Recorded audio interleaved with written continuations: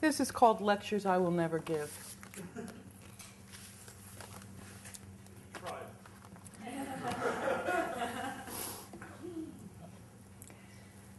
To live is so startling, it leaves little time for anything else.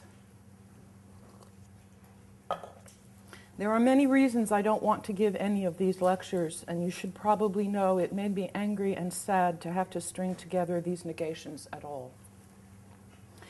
At the very outset, I will tell you that if you think I know something or anything, I am just pretending to know as a way to pass the time. Personally, I think we should all be in our rooms writing. Critical components of creative writing are a necessary gesture to validate the endeavor in the eyes of the Academy, which would like our brains to expand. But I like things the size of a pea. I like miniature umbrellas, and I like walnuts, and I like the part in Hamlet where he says he could live in a nutshell and count himself the king of infinite space, were it not for the fact he had bad dreams. Lectures, for me, are bad dreams. I'm sometimes reminded of Dawkins' law of the conservation of difficulty, which states that obscurantism in an academic subject expands to fill the vacuum of its intrinsic simplicity. The problem is compounded by the law of flakism, which states that simplicity in an academic subject expands to fill the vacuum of its intrinsic complexity. And I am guilty of both. In sifting through many, many, many files in an effort to accumulate debris for this lecture, I came across a few untethered pieces of paper that intrigued me, and I am here to share them with you. They were, it seems, meant for a lecture, though one I couldn't now write if I tried. And everything that follows is sort of fragmented. Some longer, some shorter. I love pretension. It is a mark of human earthly abstraction, whereas humility is a mark of human divine abstraction. I will have all of eternity in which to be humble, while I have but a few short years to be pretentious. There is a marvelous lecture by Howard Nemerov called Speaking Silence, in which he attacks his own profession. Nemerov was both a poet and a professor. In his address, he urges his audience, who were teachers, not to confuse teaching poetry with being taught by poetry. Elizabeth dies, and bang comes the first English dictionary. About 150 years ago, English first became a subject of a study in colleges and universities. English departments came even after that. Looking at the latter part of this time-lapse film, taking it from 1800, say, I submit that what we see in so rapid an overview, overwhelmingly and to the exclusion of much else, is an accelerating production of language about language, and that this accelerating production also accelerates the rate of its own acceleration. Dr. Johnson could satisfy himself about Hamlet, though not be altogether satisfied with Hamlet, in a page and a half. We cannot do that. Of course, we say we know more about Hamlet than Dr. Johnson did, and that is quite true. But with a kind of reflective sadness, what we know is always our own knowledge, never Hamlet. For every use of language about language will tend to produce more language. But the deeper purpose of language is to produce the silence of understanding, the consent between speech and its object, between speaker and hearer. That is the end of every great work. You can imagine my horror when I wanted to give a lecture on this lecture, which would produce nothing but more language on language on language. Even with the tidbits, I've already committed the sacrilege, and I'm aware of that. My world at times seems choiceless, and it depresses me. Each of us is caught up in a machine that is both of our own making and out of our control. Short of an atom bomb, who among us can escape? I hope this explains my innate horror of lectures, one of which I am standing here giving. Kurahashi Yumiko, a Japanese writer born in 1935 who made her debut in the 60s and since then has been largely silent, becoming something of a mystery figure in Japanese letters, wrote this passage in her short story Ugly Demons, a passage that implicates the reader too in being part of the disease, the symptoms of which I so readily recognize in myself. This is a quote from Yumiko's story. Although I steeped myself in an incredible amount of reading material, it merely expanded the voice, fattened the darkness inside the cactus. Nothing was born from there. Despite that, I read more and more, growing endlessly fatter of soul until I could not move because of my weight. Just as the mouth takes in food, my eyes avidly devoured everything. No doubt my brain was swelling up from its morbid chronic hunger. Even after I came to that cottage, my daily task, more even than studying for the university exams, was to continually browse among books like a crazed sheep. Some primitive tribes have spots of ground reserved as a safe place where they can go and curse the king. Perhaps that is what I am doing here. I am supposing this is a safe spot, and I am cursing the king, whom, when I am living in the village, I secretly loathe and disrespect, and whom, while I am cursing him, I secretly love and am steadfastly devoted to. Here we are, each of us alive and on earth, all alive and on earth. Each of us the envy of every dead man, woman, and child, and, why not, the envy of each impatient, unborn, unsexed entity waiting in the great nebulous to take their turn on earth. How lucky we are. Yet none of us actually feeling lucky. None of us actually feeling the undeniable fact of the now. No, each one of us feeling like a wretched piece of trash, not even worth the tossing out. Each one feeling envy, greed, boredom, anger, annoyance, conflict, and insecurity. That's the beginning of a lecture called Quiet Lemons, but I could never quite find its subject. The world's bleakest poems. In my research for this lecture, I discovered there were too many of them. I had at that point to change the title of my lecture to The World's Bleakest Poem. It consisted of a single handout, the poem To Himself by Giacomo Leopardi, the great Italian poet. Here, I will read it to you. To Himself. Rest forever, tired heart. The final illusion has perished. The one we believed eternal is gone. Just like that. Out the door, desire follows hope. Rest forever. Enough throbbing. Nothing deserves your attention, nor is the earth worth a sigh. Bitterness and boredom is life, nothing else ever, and mud is the world. Quiet now. Despair for the last time. Fate gives us dying as a gift. Now turn from the hills, the ugly hidden power there which rules for the common evil and the infinite vanity of all. Right after the Big Bang,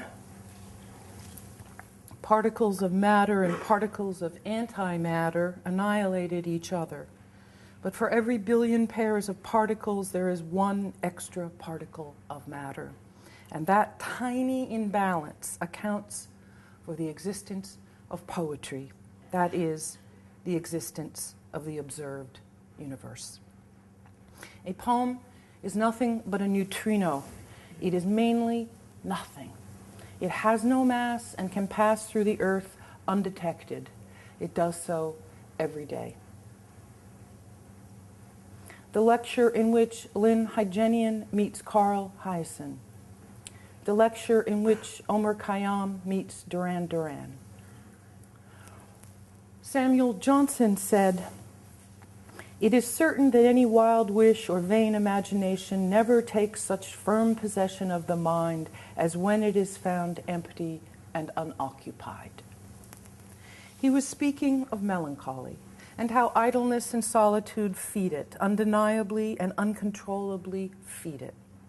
We all know this is true, and yet it is equally true that such a state will fund creativity. As artists, we understand the vital necessity of wasting time, of loafing and doing nothing. And I was wondering why it is that causes the free and idle mind to, and I was wondering what it is that causes the free and idle mind to go one way or the other, into obsessive melancholy or into creative fervor. What tips the scales, so to speak? Yeah, that was another subject I let float by. The deer lesson.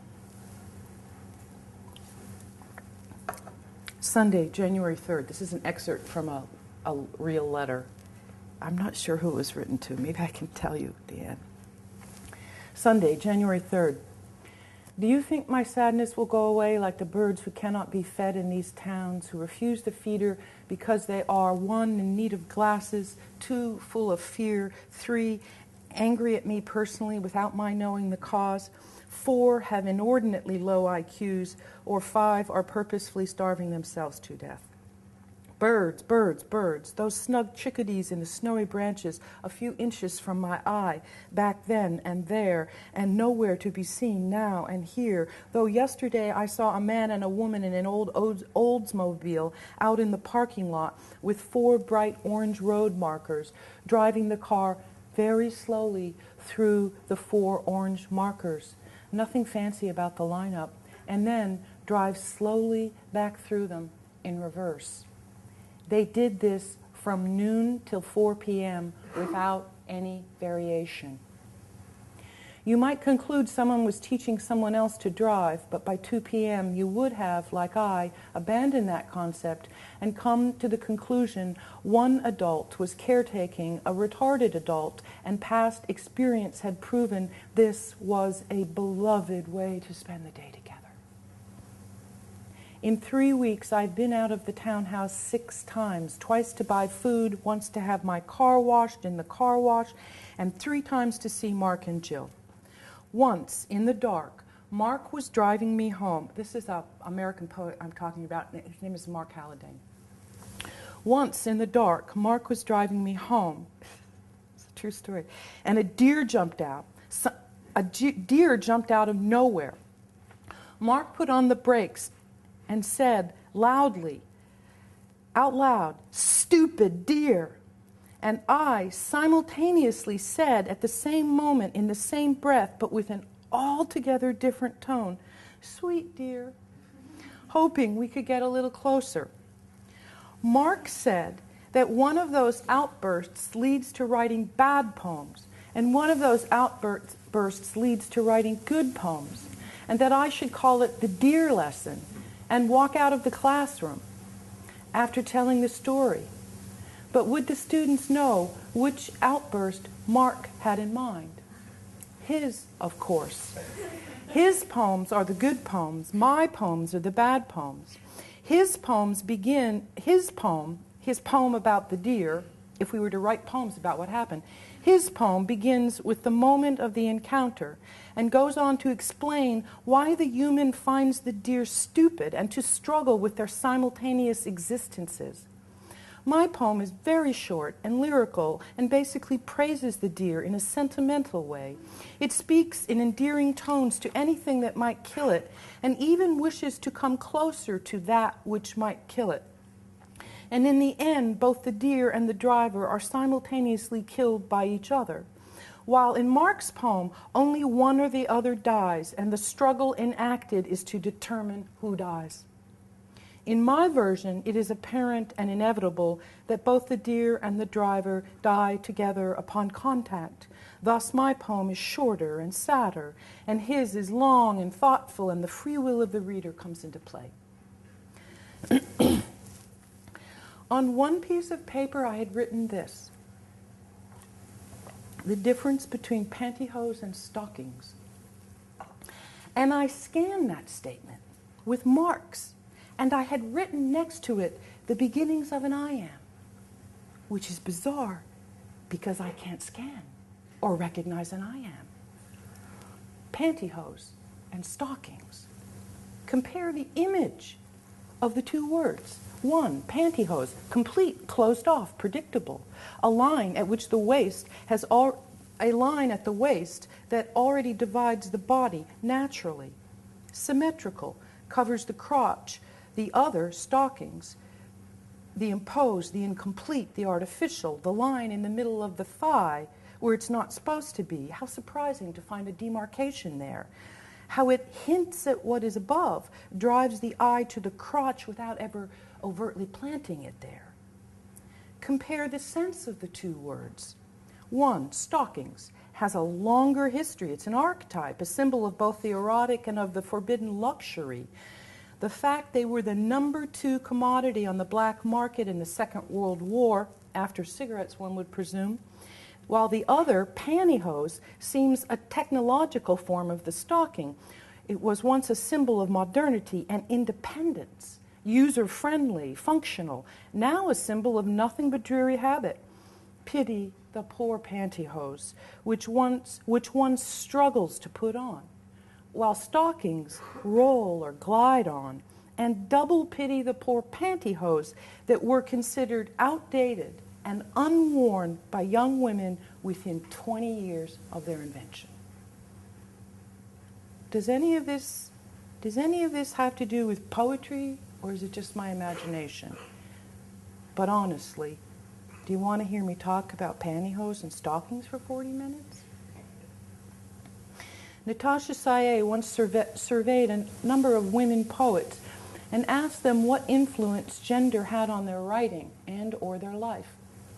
I answered her in writing, and I always believed my answer must have horrified her, for I never heard from her again in regards to the survey she was taking, nor did she ever mention it again, although Natasha and I maintain a lively dialogue about a number of other things. I will read to you my answer, and you will see from it why I cannot possibly write a lecture about gender in a way that matters. For gender is very important in our society, and if people are to speak of it at all, they should do so in a way that matters. When I read the diaries of women, I weep. I weep for women the world over, with greater urgency and frequency as I age. And yet the question of gender in poetry has always bored me. The question was, what influence has your gender had on your writing and or life? My gender, female, has had absolutely no influence on my writing. It has had an enormous influence on my life. In my writing, I think of myself as a poet, an artist. That is, in my writing, my gender is poet, while in my life, I think of myself as a woman. I have lived my life as a woman's life. In my writing, gender becomes genre. Of course my life has influenced my writing. That I cannot deny, but I am denying the logic, clearly, that would then link my gender to my writing. I see the logic, but I deny it. Perhaps this is what makes my gender genre poetry. I deny logic. In my life, I have a body, that of a woman. In my writing, I have only my mind, that of a poet. There is something genderless, sex-wise, about the mind working in the art field. At its best, it seems to me, to my mind, to be an encounter between the human mind and the universe, which is without consciousness and without gender. So writing is between mortal self-consciousness and all that it is not it. This is true even if I write a poem that is peopled, addressed to persons or to one person, or is about something concretely feminine, such as giving birth. All these poems are still essentially a mortal self-consciousness exercising its existence, its ability to voice and to imagine and to experience. The human imagination is a marvelous thing to have evolved on Earth, and it did not evolve in one sex of our species only. In the past, it may have been believed that it evolved in one sex of our species only, but that belief was purely cultural, with unfortunate consequences. Even if, as I believe, and believe has been shown, the minds of men and women have been rigged differently, yes, that is simply circuitry, means to the same end, mortal self-consciousness, the human imagination. And I am interested in this, the highest end of writing, the point of sameness arrived at by totally different routes. My proof is that men and women die in the same ways, to put it bluntly. The point of sameness in different bodies. The skeletons render gender in the width of the hip bones. Yes, I don't deny that the difference is still there in the bones, in the skeleton. But what of the mind that has vanished? The vanishment is identical, each equally gone. But to return to what I was saying, for I am still alive, writing is between mortal self-consciousness and all that it is not it, while life is carried on between one body and another body in a wide variety of relationships and groupings. I never write with another body in the room, changing the flux of my mind. Others do. I am absolutely free to do whatever I want in my writing until I die, at which point the universe changes my flux of mind by ending it, eating it up, consuming it. Diseases of the mind challenge this assumption, I know, but I will not go into that at this time. That would lead us to the question of what constitutes life, health of mind or health of body. In my life, I must take into consideration the person with me, and the ways in which a person does that, takes into consideration another person, constitutes one of the great struggles in life, the failures and successes of mutual consideration. Therein lie many tragedies and comedies. In my life, I am also bound by cultural and societal restrictions and regulations, some of which I agree to. I do not think I should be free to take off my blouse in a public restaurant, some of which I do not agree to. I know with documented certainty I have been paid less than a man for doing the identical work. But when I write, I take into consideration not another body, but space, abyss, time, pulse, and this encounter constitutes the other great struggle in life, that of the mind in consideration of mindlessness. As simply as I can put it, it would be to say this: my life is the struggle between bodies, bodies with bodies, bodies with minds, with bodies with minds, while my writing is the struggle between mind and that which is without mind.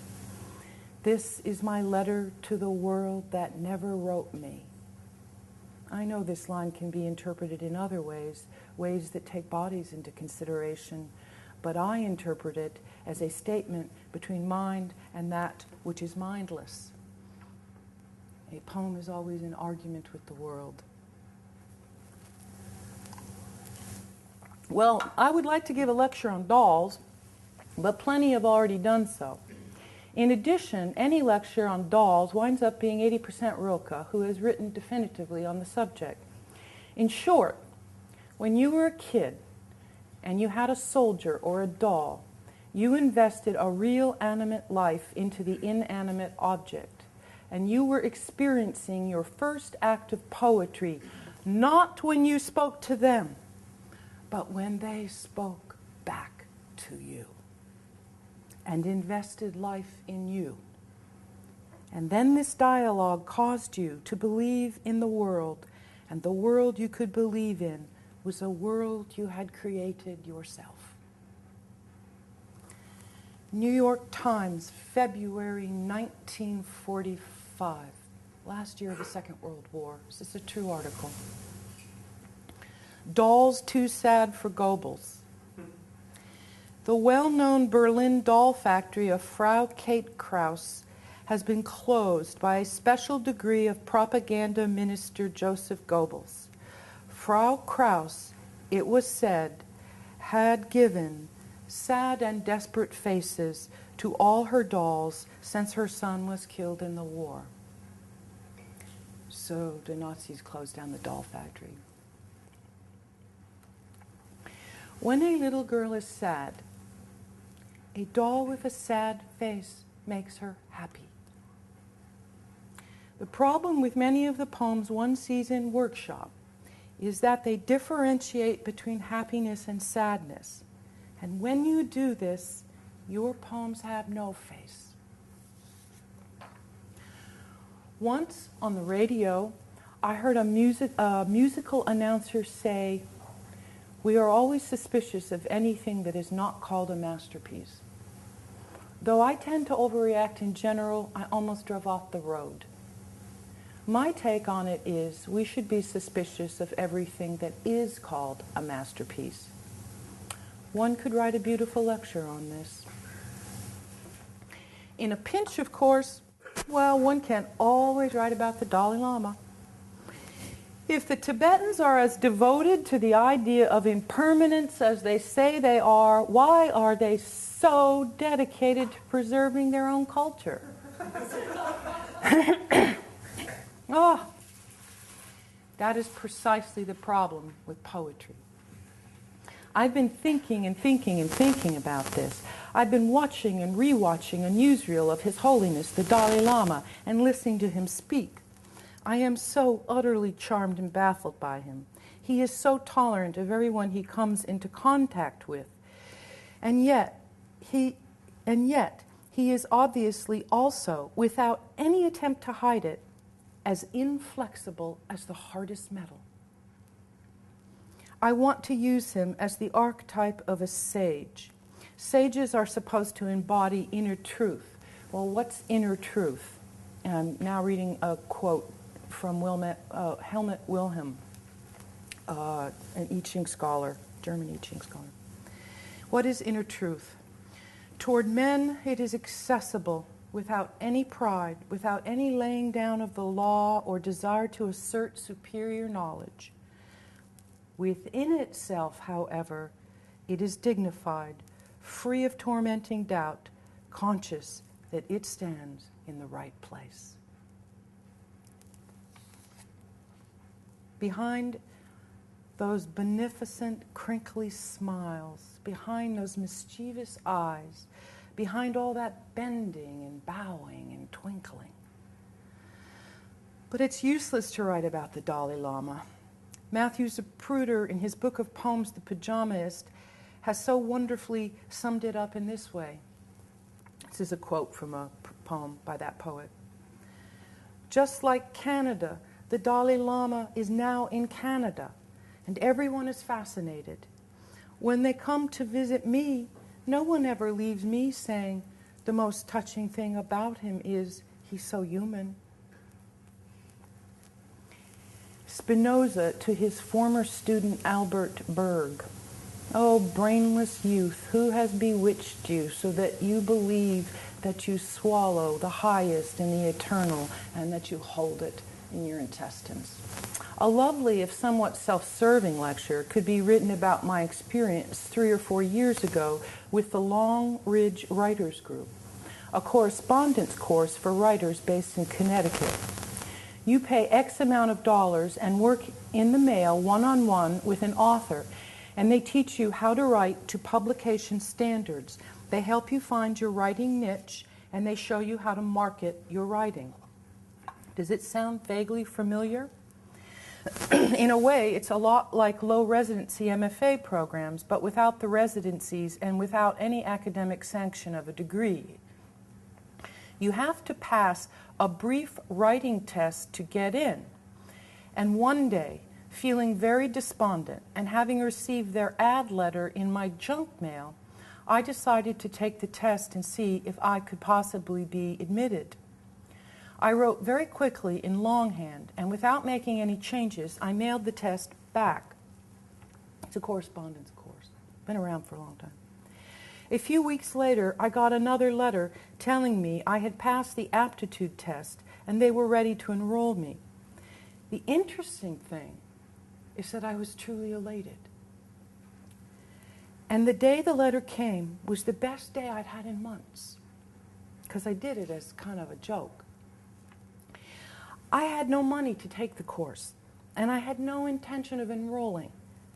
But still, they wanted me.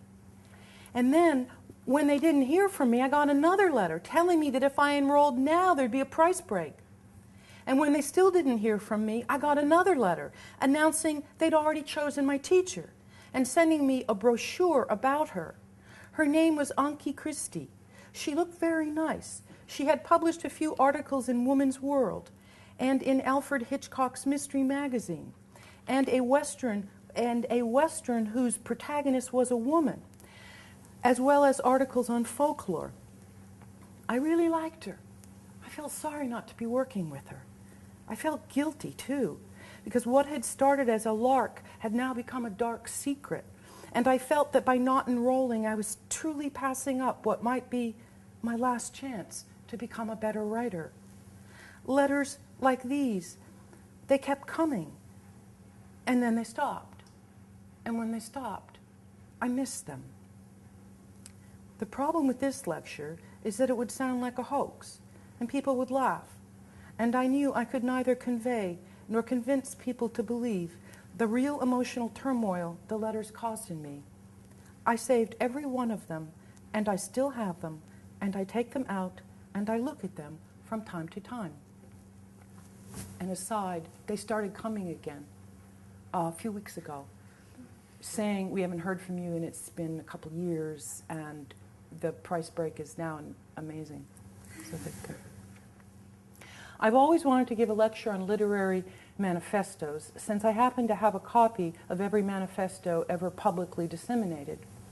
But why bother, since the conclusion of that lecture is that although manifestos can be a lot of fun, they rapidly become dated and are basically a crock of shit. For years, I wanted to write a lecture titled "The Impossibility of Romanticism Developing Above the Arctic Circle." At the same time, I always felt that its premise was completely obvious, that Romanticism developed in a temperate climate, one with 4 distinct seasons, because the cycles of the romantic imagination mirror the natural cycles of such an environment, and that the greatest romantic poets fall within a circle that can be mapped on the globe with such obvious observations as the fact that, say, the English and the German and the French Romantic poets were greater in general, say, than the great Greek and Moroccan Romantic poets. I just had the feeling that I would be perceived as a dodo bird. But it's true if you look at the Arctic Circle. But the dodo bird is another really interesting topic, and one of great interest to me. The dodo bird was extinct because it was too dumb to fly from its predators.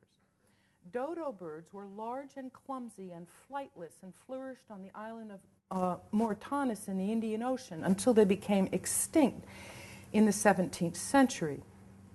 I believe that all poets are winged and some can fly and some cannot, and that all poets are winged and some can fly and some cannot, and that having wings is their distinguishing factor, not whether or not they can fly. Some poets can fly, but they don't have wings, and they are the worst. And if you're trying to fly, just stop it. Just watch under your arms for the sign of wings. And if they sprout, even if you can't ever make it off the ground, say you're a turkey, well, being a turkey is an interesting thing. Of course, you may be a lark, and that would be lucky. But in general, pay attention to the wings and not the sky. Very recently, I was talking to a poet who has, like me, a very keen interest in life above the Arctic Circle, which has long been a passion of mine. And she helped me to understand that poetry coming from the Arctic Circle is much more of our times than Romanticism. And it came about like this. I asked her if she was happier reading Kabluna, a classic Arctic tale of a white man living amongst the Inuit circa 1930, the main character of which is an Inuit he befriends, or one of her own books on capitalism, because she's a Marxist. She's a Marxist. She doesn't write the books, but she reads them. She had been blue, you see, and I wanted her to be happier. And I said, here's Kabluna.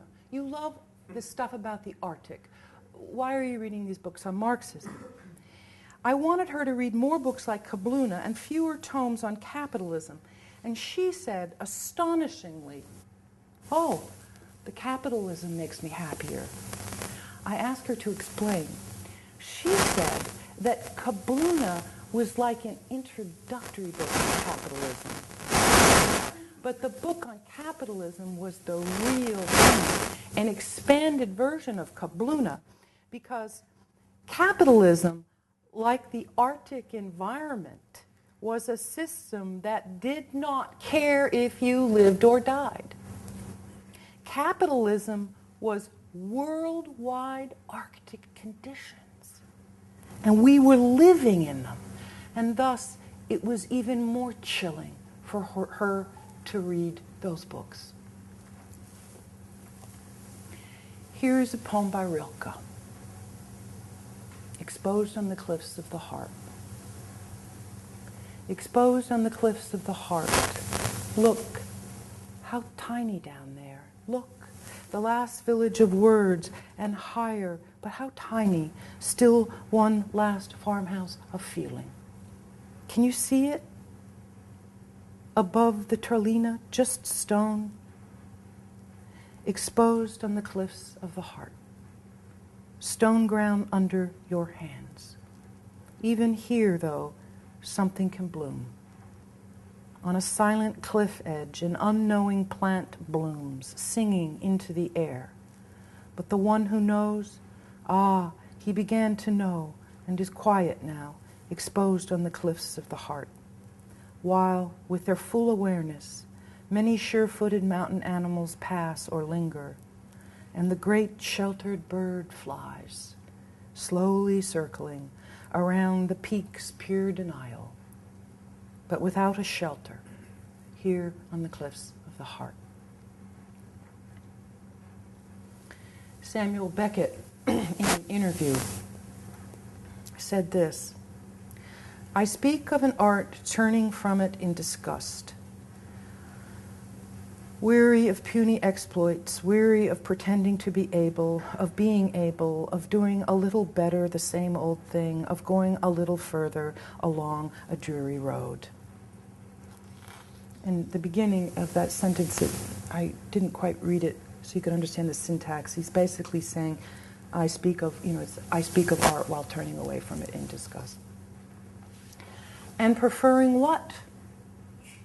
The interviewer asked Samuel Beckett. At second glance, merely witty, but a third glance demonstrates the profound capacity of metaphor to link two unlike things, and at fourth glance leading to the astonishing realization that those two things were all along obviously alike, and finally so overwhelming as to reconstitute the ghost of Rimbaud. So thoroughly does this object, a candle in the shape of an ice cream cone, disorder our senses. I like best the idea of writing a lecture on a photograph. One photograph I adore and keep always by me shows Samuel Beckett, Albert Giacometti, and a young critic admirer whose name I do not know, standing in a gallery where Giacometti's set for Waiting for Godot is on display, although you cannot see it in the photograph. The set was comprised of a single tree that Giacometti built. If you know Giacometti's work, you can imagine that tree.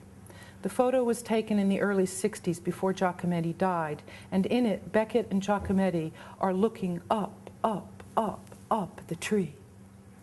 Beckett has the look of someone praying before a crucifix, and Giacometti has a slightly more self-conscious look, as in admiring the thing, but also hoping someone else might see in it what he sees in it, which is only natural since he himself made the thing. But the young critic is not looking at the thing at all. He's looking at Beckett and Giacometti. He is much, much younger than they are, and he does not see the thing.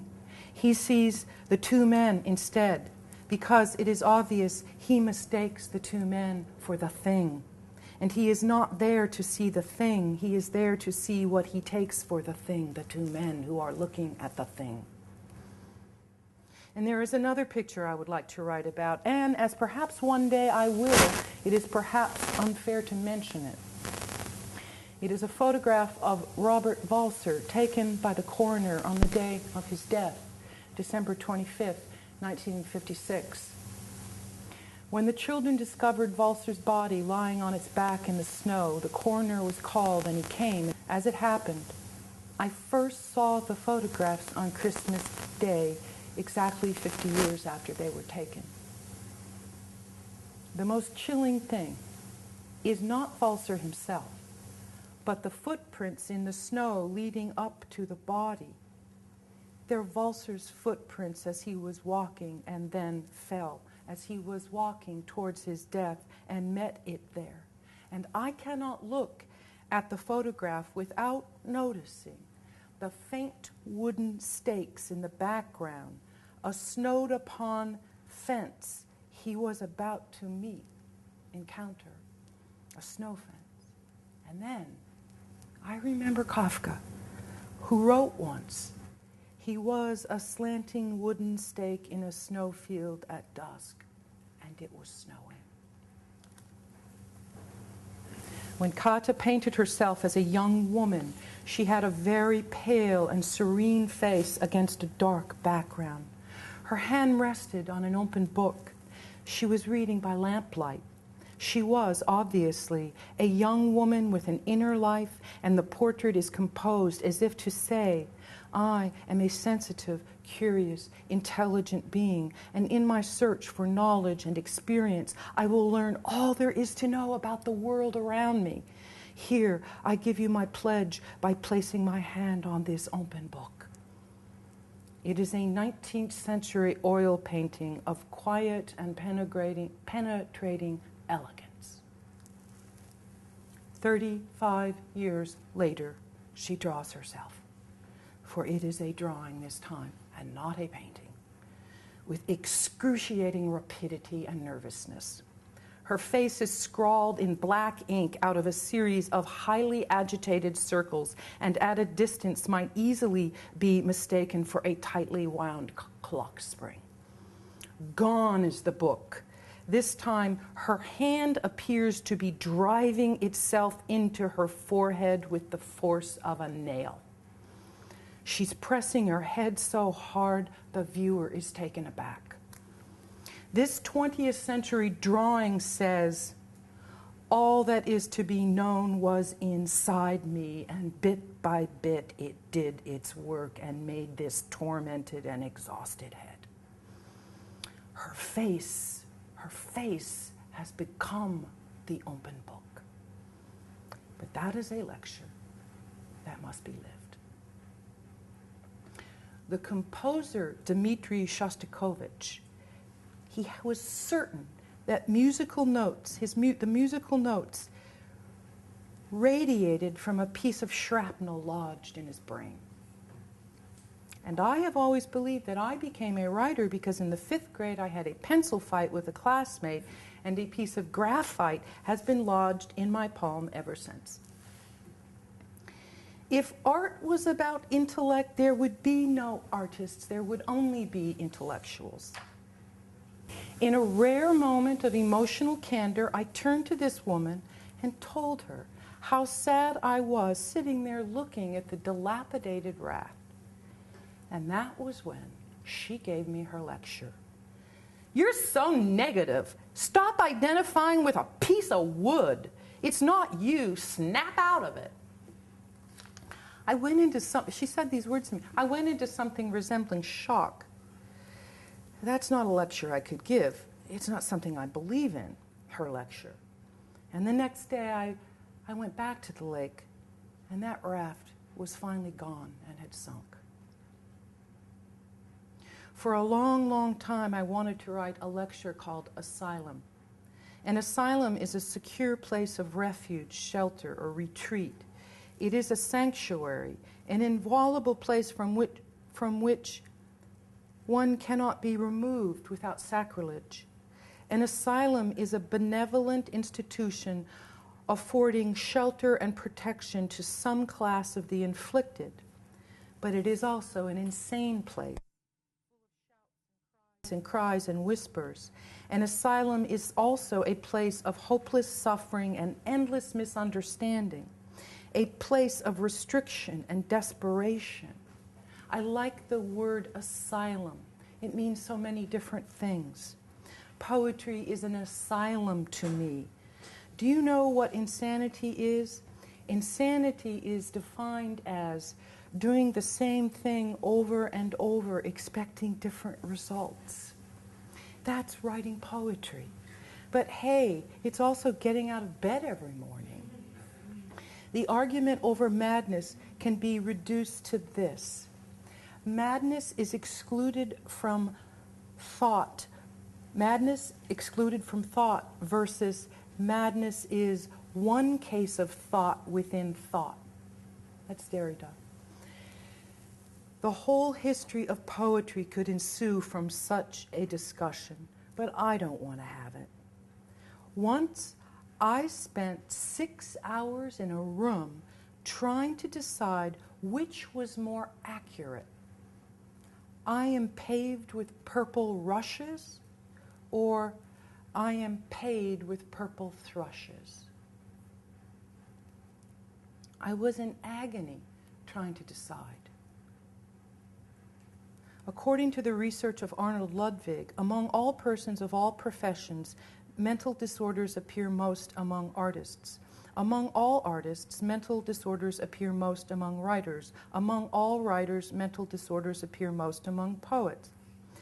Now, I am perfectly capable of writing a 30-page essay titled Asylum. In fact, I have made hundreds of notes over the last 5 years in that direction. But I don't want those notes anymore. You can have them.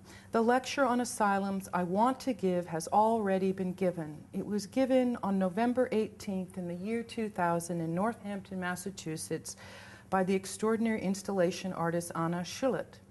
The Northampton Insane Asylum, a Gothic monstrosity the size of a castle and sitting on a hill, was in continuous operation from 1856 to 1993. Its history is no different than the history of similar institutions all over this country, institutions I researched for years and plan to speak about in detail in my lecture, which was going to be called Asylum. In the year 2000, the Northampton institution was slated for demolition. It was in a state of complete physical collapse, with broken windows, missing walls, and flooded interiors. It was therefore no mean thing for Anna to wire the entire condemned building.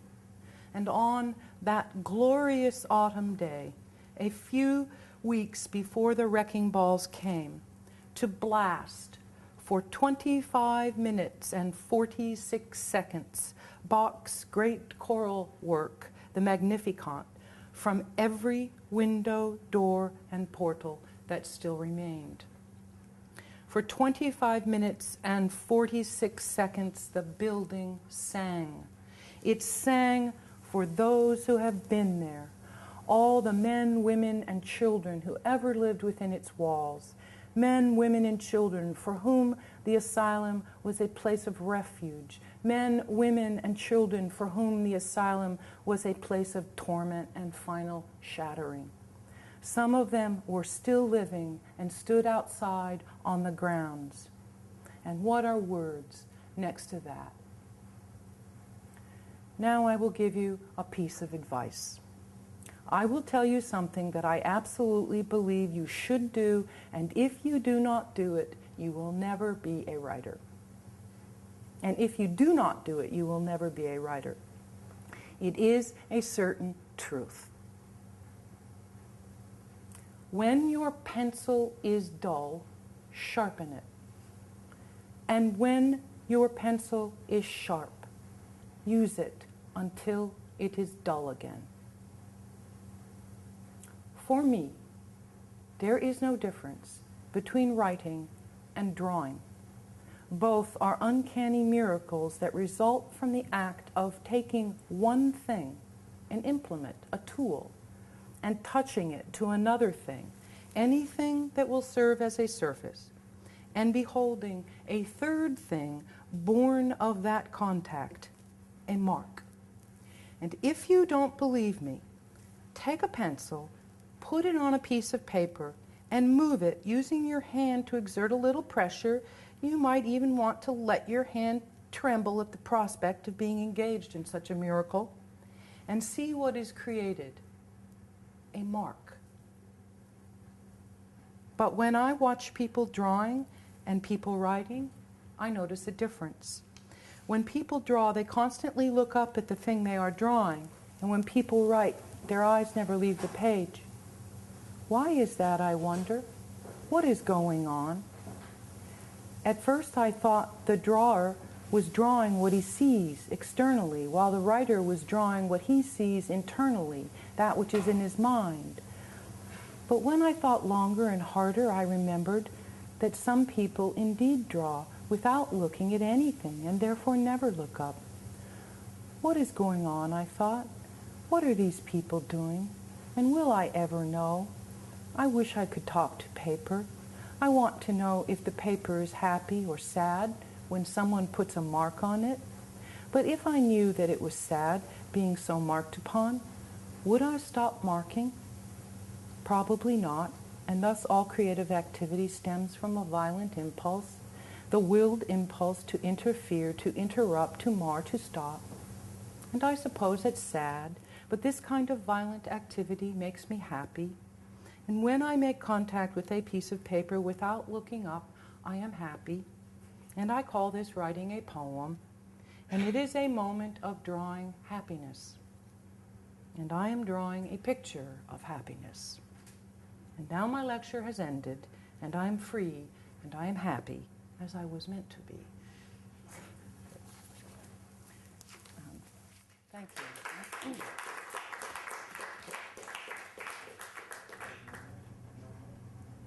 Because you were Right. Yeah, I go through subjects. Yeah. It's a list of subjects. Yeah. Yeah. And I was wondering if somehow what the lecture was doing was exploring different subjects without analyzing them, and that maybe that's one way to think about how a poem, or your poems. Yeah, absolutely. I think that's what I was.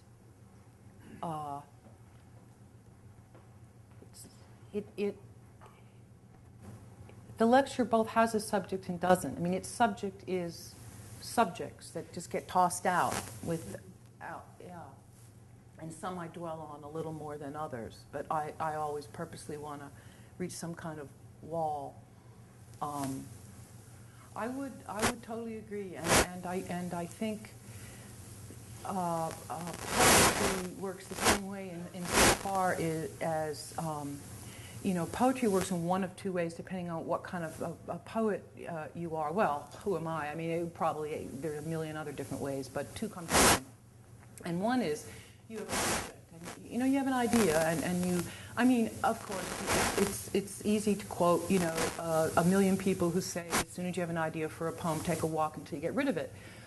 And that's fine. But let's face it, you do have subjects. You have ideas for poems. We all do. It's inevitable. But what happens when you write a poem pursuing your subject, okay?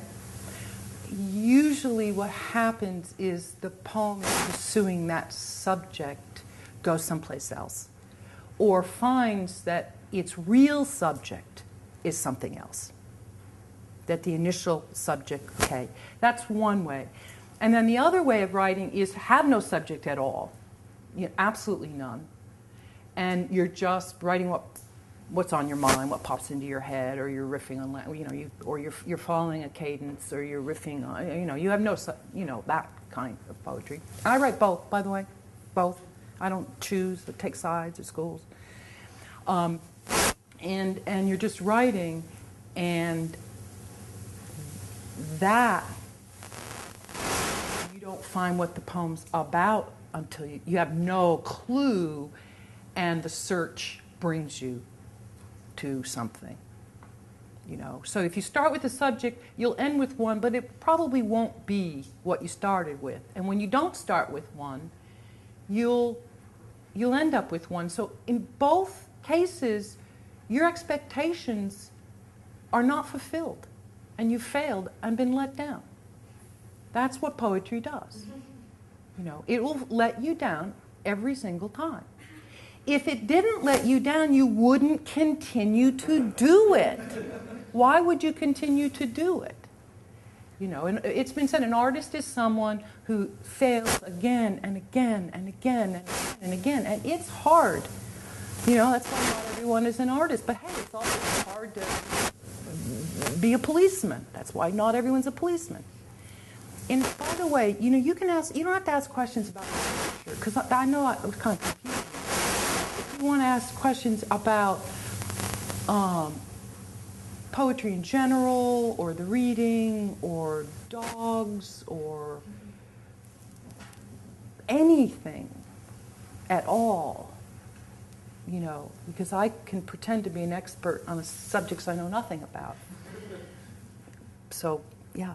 I have a question that's related to lecture, but also I think bears on poetry in general, on what you just said about the identification of the artist as someone who is engaged in successive projects of failure.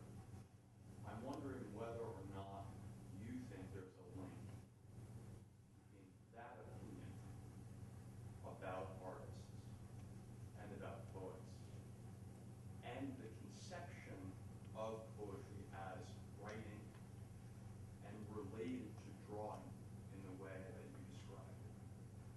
Let me flesh this out a little bit, because it seems to me that oral poets who think of themselves as bards, whether or not there are any left. Performance poetry would be a category, but I wouldn't limit it just to that. It seems to me that they don't have the same relationship to failure that you are describing here. They seem to have a relationship to success and to realization. And I wonder whether or not that's because the governing conception is not representation. Now, I would disagree in that. I mean, I haven't interviewed the performance poets, but I've certainly watched them. But you know,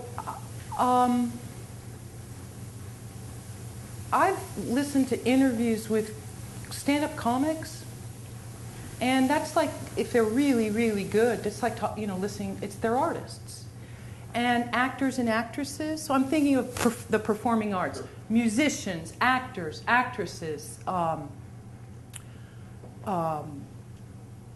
stand-up comics. You know, they're artists who it's performance, and they're involved. You know, with they get put in situations where they have to improvise. They can't stay the same. They get stuck in their own voice. They have to morph. They have to develop.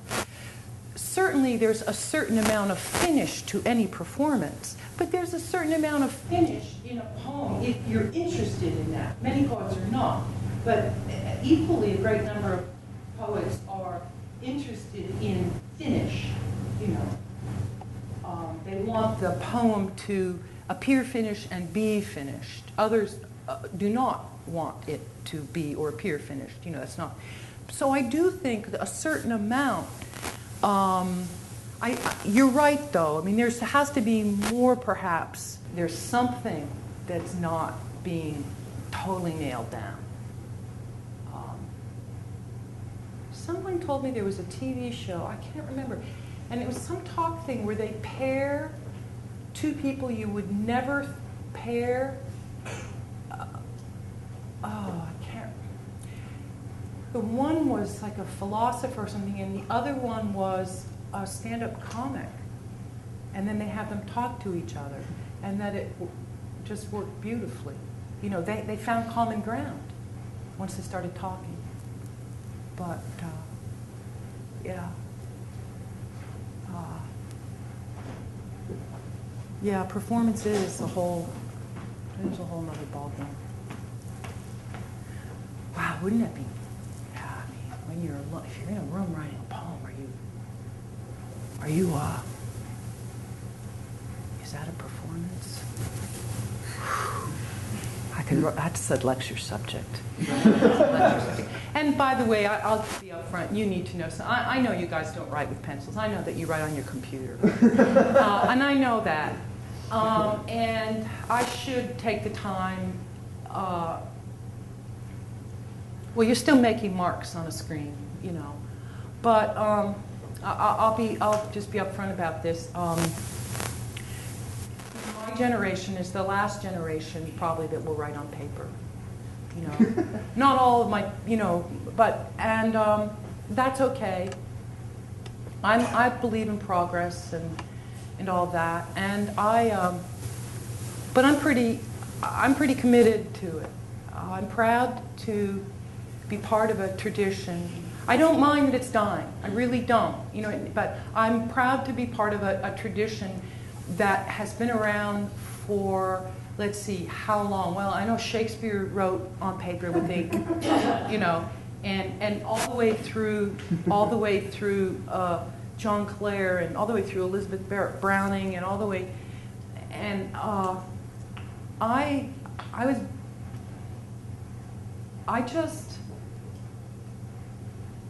will never not write by hand on paper, because I don't expect anyone to preserve it, but I just want to do that. It's like it. So I don't know. But I'm all for technology. The world. I'll say this to young people: the world you are born into is not the world you will die in. And you don't understand that now. Now you go, hey mom, hey dad, the world's changed. Get with it. This is the way it's going to be from now on. And you have no idea that one day you're going to be the person that they're saying, hey, the world's changed. The world that you are born into is not the world you die in. It was not always that way. It's only been that way, since the Industrial Revolution. And yeah. So, whatever you're writing on your computers, and one day that'll be obsolete. So,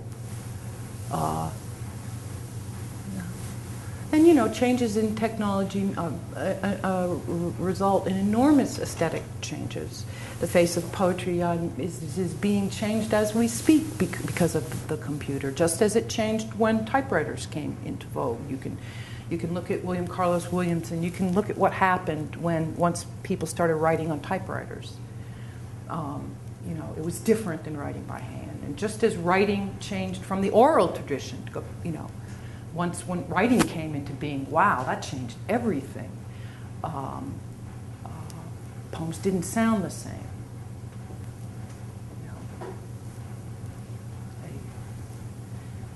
It just goes on and on and on and on, and it's a great honor to be part of it.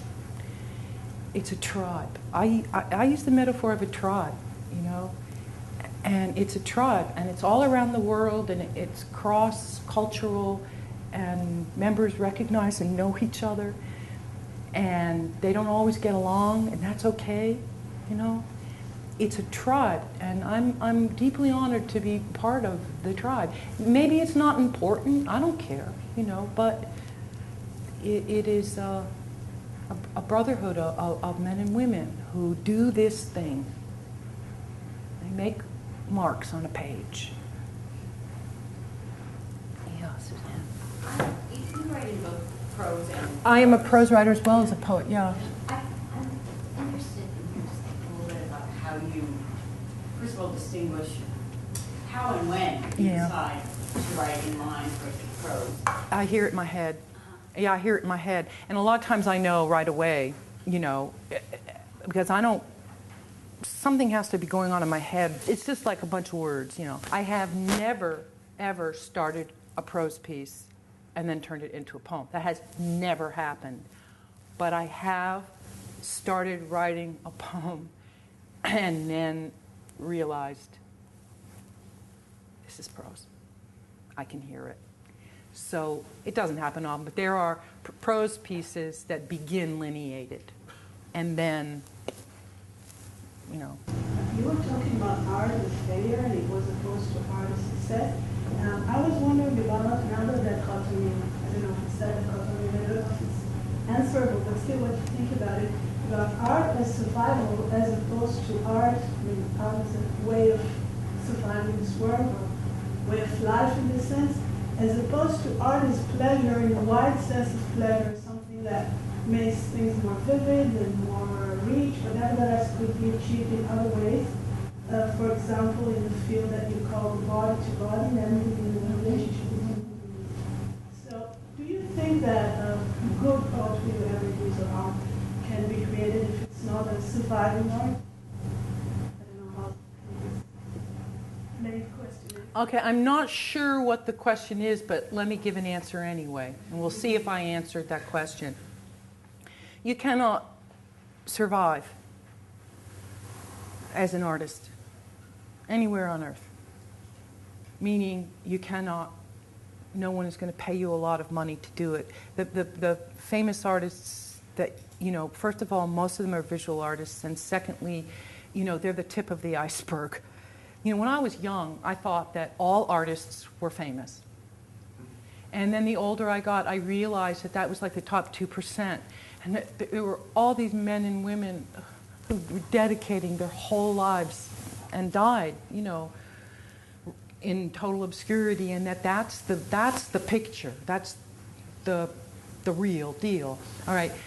But you see, survival means different kinds of things. So, you know, it's not an art of survival, but it's an art of being, survival as a being. Because being a writer, I believe, it's an inner stress. Kenneth Burke has a great essay all about this. It's called The Stress of Vocation.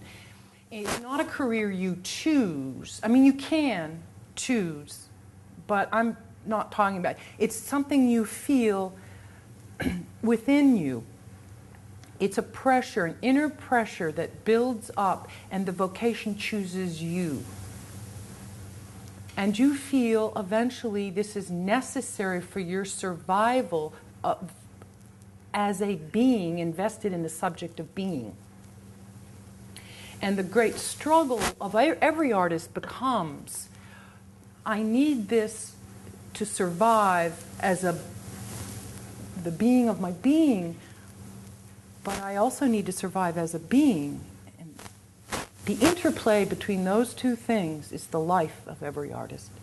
The interplay between those two forms of survival, to get yourself to survive, you know. And I'm not embarrassed to use the word soul, you know, to get that soul survival, and then to have that ordinary on earth human survival in which you have relationships with people and you have to pay mortgages and take care of children, buy groceries and empty the trash and deal with political events and make decisions that are, you know, how those things, you know, that's a struggle for every artist. But people who aren't artists, I don't see them, they don't have that. They're not fighting it out. Most of their struggle comes between just them and the world and their life and the people. There are no answers to that. People have to solve those things in different ways. But I don't know anyone who doesn't feel the pressures of the two.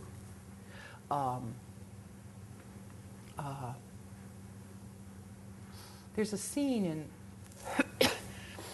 Andre Gregory, theater director, who was in that movie, My Dinner with Andre. I'm so dated to make all these cultural references. You know, But there's Andre Gregory breaks down thinking about, is a famous scene in a film. What's that film from the 30s where someone says, I could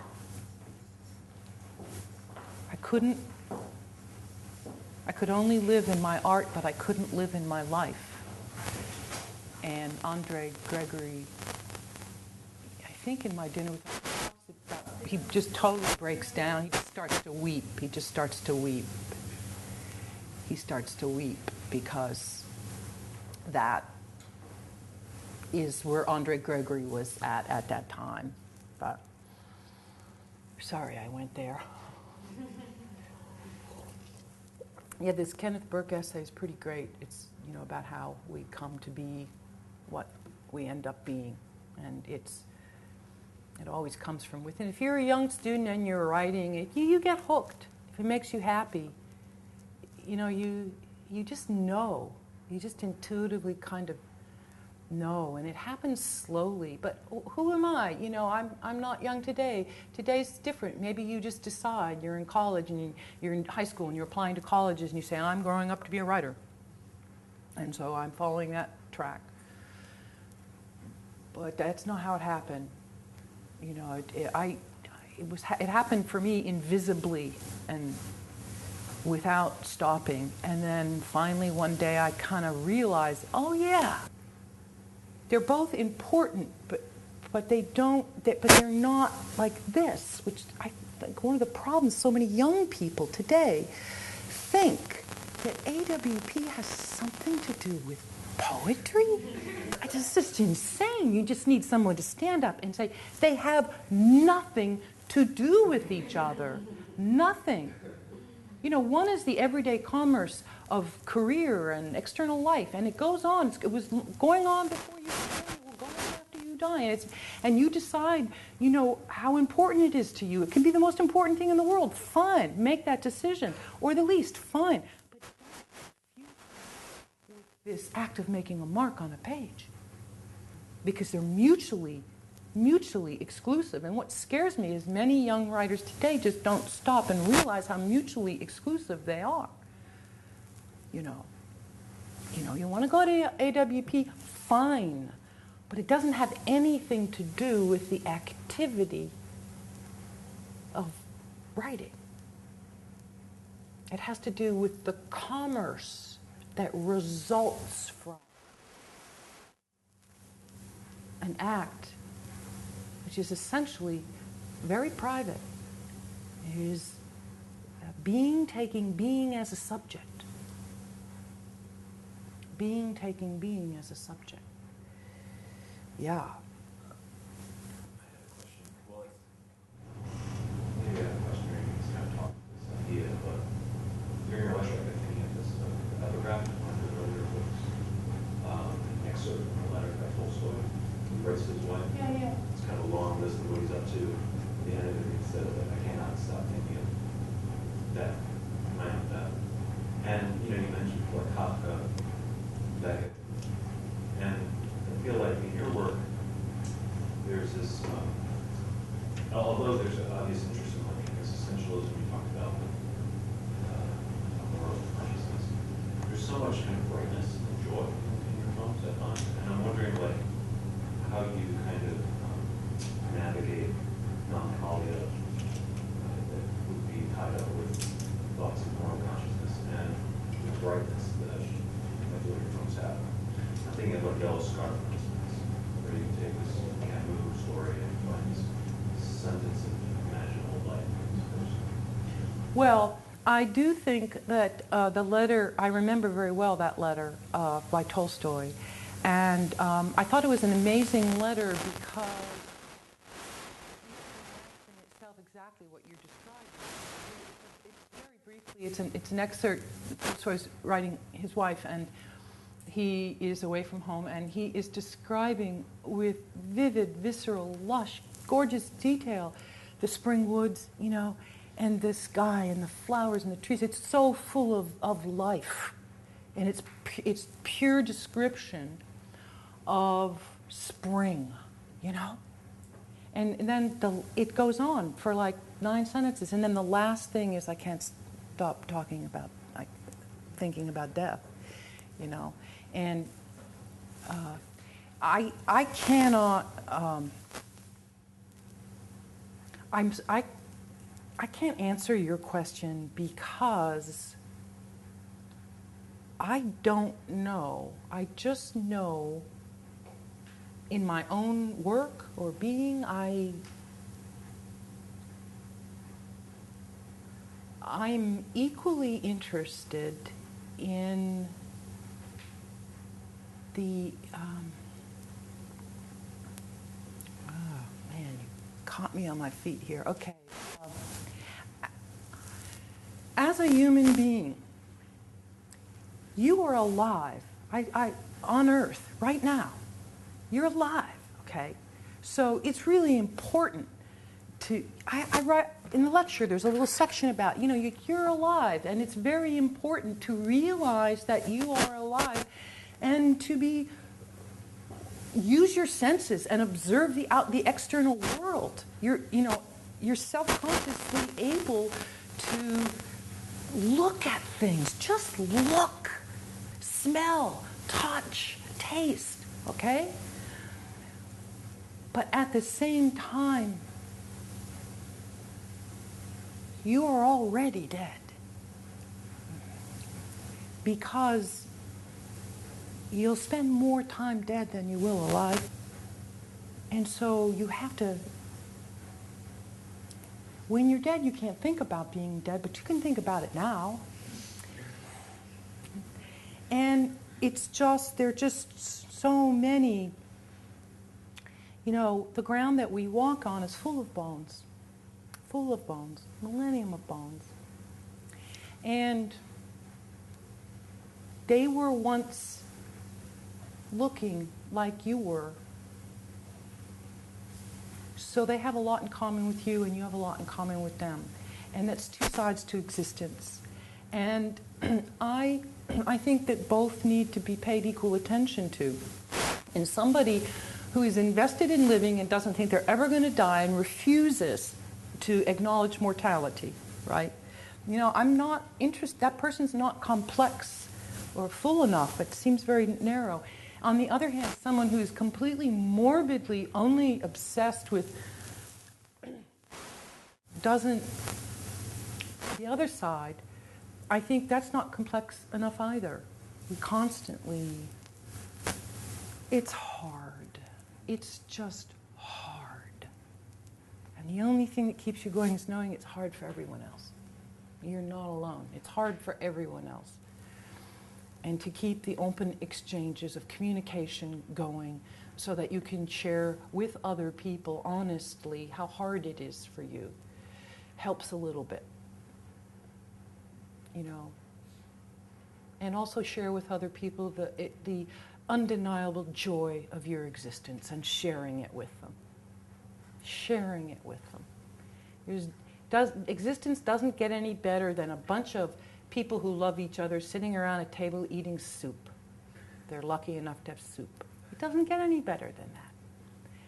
Of course, we live in a crazy, insane culture. And our culture tries to tell us that that's not happiness. Sitting with a few people having a bowl of soup is not happiness. That happiness resides in this endless consumption and endless success and money and, okay, as soon as this is how complicated things are. As soon as I say that, I am reminded of a statistical fact. People with more money are happier. I read that, you know, in our culture. So it's complicated, and I don't mean to stand here and simplify it from my view either, you know. But it's a gift to be alive. I mean, think of all the eggs and sperm in the world out there, and how did yours make it? You know? out of millions and billions, and it was you? I was just like, that's bizarre. It's bizarre. The chances of being born are pretty slim. They're pretty slim. You know how many eggs a woman's born with? Like 1 billion something? You know, and no one has 1 billion babies. So a lot of stuff slips by into the ether, you know. And you got grabbed, and maybe you got grabbed with some shit parents. I'm sorry, you know, but you did get grabbed. And there's always going to be someone luckier than you. There's going to be someone who got grabbed by terrific parents, you know. They're lucky, you know, but I just, you know. Read a poem, one a day. One a day. That's easy. Read a poem, one a day. One poem a day. I mean, nobody can read poetry forever. It gets boring like everything else. But a poem a day, there's something out there for you. There's many different kinds of poetry as minds, and there's something for everyone. I'm all for diversity of types of kinds of poems, styles and voices, and, you know. Yeah. This is for to ask. Yesterday you said the dead listen. What did you mean by that? What did I mean by what? That the dead listen? And what does that mean?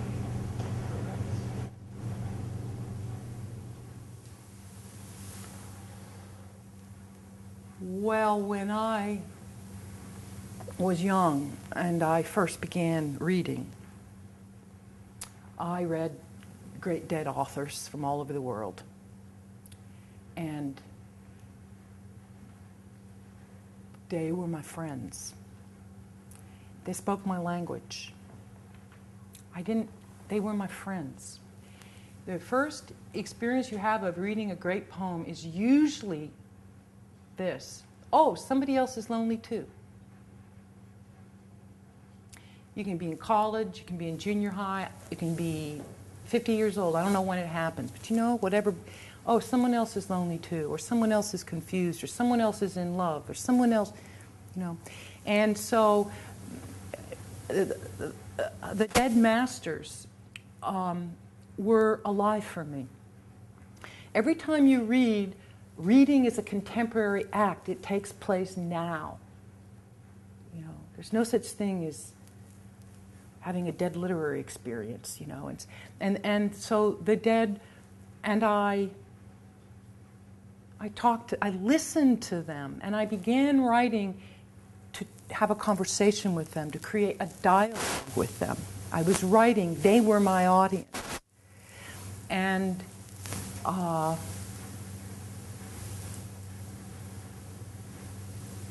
listened to them, and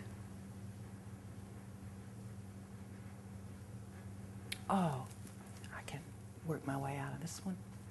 You remember a moment ago I said you are dead? See, but you're alive, and you heard me read yesterday, and you're dead, so you're the dead listening.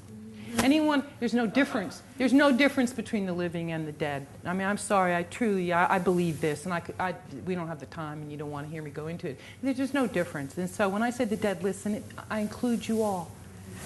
I include you all. You know, the living listen too. Yeah. But sooner or later, you are engaged in a dialogue with the members of the tribe who preceded you. And you are engaged with a dialogue with them. And they can teach you. They're the only ones that can teach you anything about writing. We're only going to go on for 5 more minutes. I guess we won't have any questions, but I'll end with this because it directly answers what you just asked, okay? And then I'm really tired and want to eat before, okay? So I'll just end with this. And I gave this, I was reading poems only by poets that are dead. And what I'm going to read you is a very, very brief, don't worry, introduction to a reading I gave of great poems by dead poets. It's called Introduction to Reading Great Poems of the Past. I need not remind a single one of you of the perils of trying to Xerox a poem from the middle of a huge book. For the shadow of death appears. You know, when the Xerox of death appears and mutes the words in the margin, which is, after all, where words begin, I guess, in this life, and certainly, who knows, in the hereafter. And so what I thought would be a piece of cake was not, for cake is for the living, and all these poets are dead. I opened books that had not been opened by me in 10, 20, or 30 years.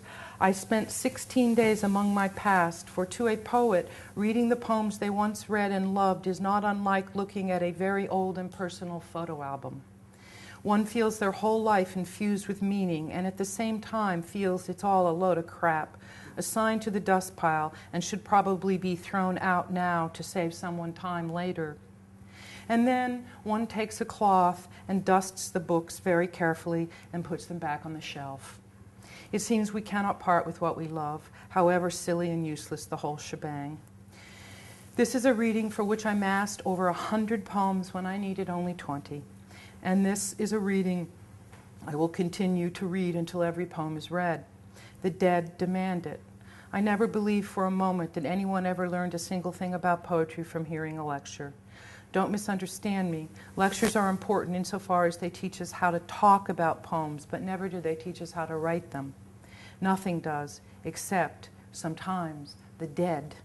Why is that, I wondered, when poetry is alive and well insofar as plenty of still-beating hearts are writing it? And I came to believe, go ahead and call it delusional, that no living poet, none, could teach us a single thing about poetry for the simple fact that no living poet has a clue as to what they are doing. At least none I have talked to, and I have talked to quite a few. John Ashbery and or Billy Collins can't teach you a single thing for the simple fact they are living. Why is that, I wondered. I really wondered. I think it is because poets are people, no matter what camp they sleep in, who are obsessed with the one thing no one knows anything about, and that would be death. And they talk to the dead, and they have a rapport with the dead, and they write about death as if they've actually done it, which is utterly ridiculous because they are not dead and never have been and cannot teach us a single thing about death and being dead. And yet, and this is the really weird thing, the minute they become dead, they teach us everything. Why? Why is that, I wondered. And I think it's because the minute they're dead, the minute they die, all of their poems about death become poems about being alive. And we are alive, and we can be taught something about that. I really mean this. John Ashbery or Billy Collins can teach you absolutely nothing about poetry today, November 21st, 2009, but if one of them were to die tomorrow, he could teach you something about poetry on November 22nd, 2029. Poets are dead people talking about being alive. It's that simple. People who are alive are not really people because they haven't died. But people who have been alive and then died, they're the whole kind of people that we want to be our teachers. I can't really explain it, being alive and all. And so I'm just going to read to you the Poems of the Dead for an hour. That was an introduction I wrote and I read. Hope that answered your question. That's what I meant yesterday. But I have a lot of delusional beliefs. So thanks a lot for coming. And especially thank all of you who came yesterday too.